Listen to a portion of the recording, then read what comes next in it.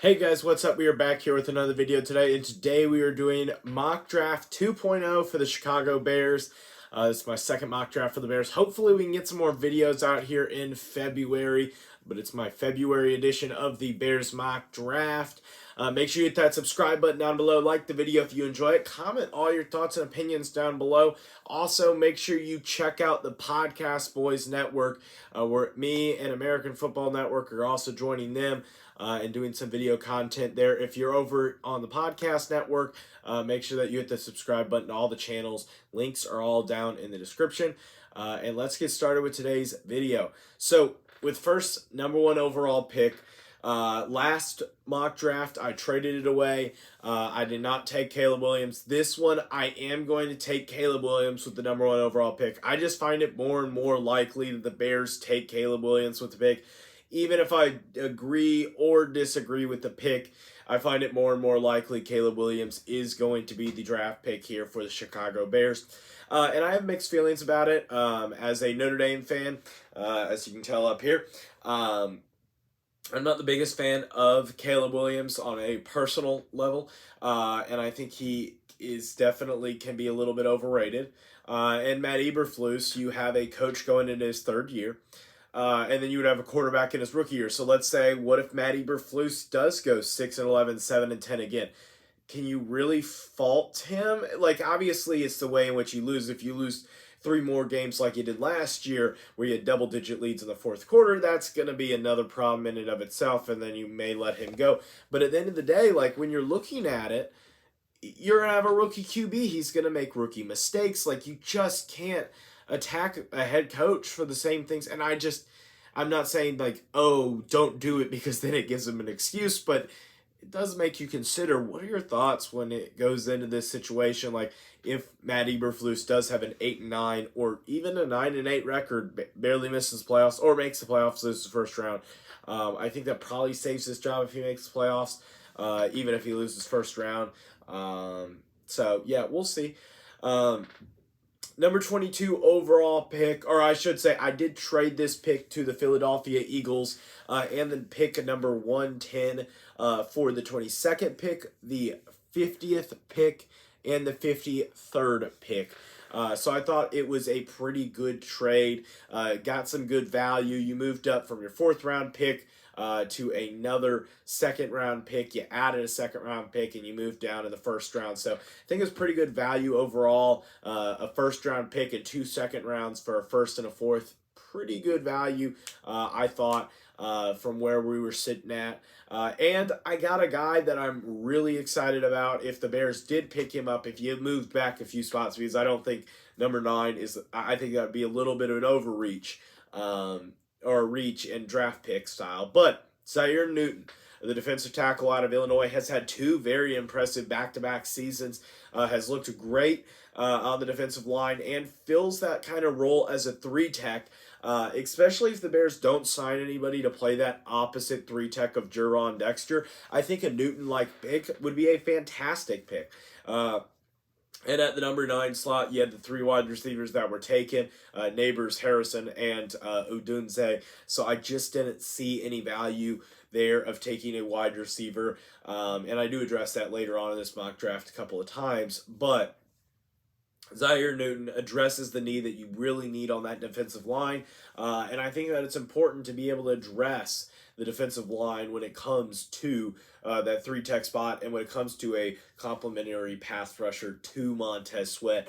And the reason why I didn't, I'm going to just state this now, I didn't really take a really high edge, even though I considered it like a Chop Robinson, like I did last mock draft or stuff like that, because when you look at it, it's looking more and more likely that the Bears do take Danielle Hunter from free agency and sign him to a big contract. Maybe the Bears don't. Maybe the Jags get him. A report came out that the Bears and the Jags are looking at him are looking really looking into him. But when it comes to Newton, I think he is a good player, has dynamic skills, and has high potential along with a good floor and a good baseline to start off. So I really don't think you can go wrong with a guy like Zaire Newton. Then at number 50, Adonai Mitchell, the wide receiver out of Texas. Even though I'm not the biggest fan of him personally, I think he's a good complement to DJ Moore, and I think can really fill in that void that is left by Darnell Mooney, because I just don't see Darnell Mooney coming back next season. I think Darnell is done as a Chicago Bear career-wise, but Mitchell has an explosive capability to him, but also has the ability to play in the slot, outside and in the slot, and I think that that's good versatility-wise for a Bear wide receiver core that desperately kind of needs versatility, because you do have that number one, and that number one can play in the slot, but I don't think playing him in the slot is the best use of his time and resources. Then at number 53, we have another trade alert. I sent number 53 and number 142 to the Lions for pick number 61 and pick number 92. I thought dropping 8 spots was well worth jumping 50 spots from the 5th round. I think that was 5th round pick. Yeah, 142 be a 5th round up into the 3rd round. So I really think that that was a good trade value there. And I didn't really have anybody that I was really particularly looking at. And to be honest, the guy that I probably would have drafted was the guy that I drafted at number 61 overall, and that's Darius Robinson, the edge rusher out of Missouri. Big dude. And I think he has the ability to play both. He even has the ability to play 3-tech, just body-wise. Like, dude's 6'5", 270 pounds. Like, dude is massive. But also has the ability to put his hand in the dirt and stand up. Has played well at Missouri the past couple of years. Has shown his ability to be versatile on the defensive line, which I like.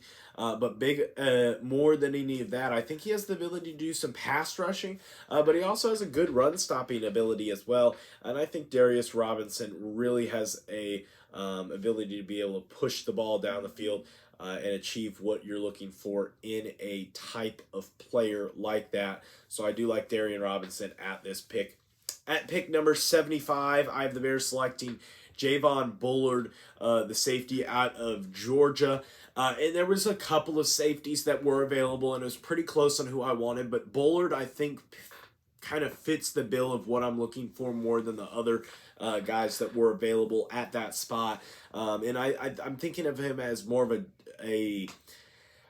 Eddie Jackson replacement than a third safety. If he was a third safety, there were a couple of guys that I probably would have drafted over him. But as an Eddie Jackson replacement, I think Bullard is definitely the better pick. I think Bullard can play free safety. The other guys were a little bit more in the box safeties. But we already kind of have that in Jaquan Brisker.